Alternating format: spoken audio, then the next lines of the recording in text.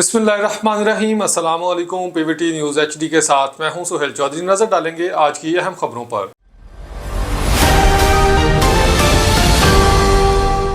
कराची में water tanker ने एक और मोटरसाइकिल सवार को कुचल डाला। कराची से रिपोर्ट कर रहे हैं फ़खर अब्बास गाजी। कराची नॉर्थ कराची के करीब टैंकर ने मोटरसाइकिल सवार को कुचल डाला। मुतवफ़ी की फौरी शनाख्त नहीं हो सकी।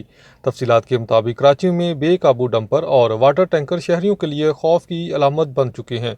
ट्रैफिक कवानीन की खिलाफ वर्जी करते हैं। ये कल्ज़ सड़कों पर खुले आम दिन दनाते फिरते हैं, जिसके सबब शहरियों की जानें मुसलसल ख़तरे में रहती हैं। नॉर्थ कराची के करीब एक और अफसोसनाक वाकया पेश आया, जहां वाटर टैंकर की टक्कर से मोटरसाइकिल सवार मौका पर ही जान बहक हो गया। पुलिस के मुताबिक मुतवफ़ी की फौरी शनाख्त न हो सकी, जबकि लाश को अब्बासी शहीद अस्पताल मुंतकिल कर दिया गया है।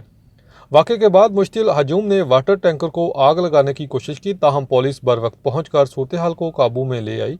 टैंकर को तहवील में ले लिया गया है, जबकि ड्राइवर मौका से फरार हो गया। अदाद शुमार के मुताबिक कराची में रवां बरस ट्रैफिक हादसात में 700 से ज़ायद अफराद जाम बहक हुए, जबकि 10,000 से ज़ायद ज़ख्मी हो चुके हैं। हादसात में सबसे ज़्यादा नुकसान मोटरसाइकिल सवारों और राहगीरों को हुआ, जिन्हें तेज़ रफ्तार गाड़ियों और हैवी व्हीकल्स ने कुचला।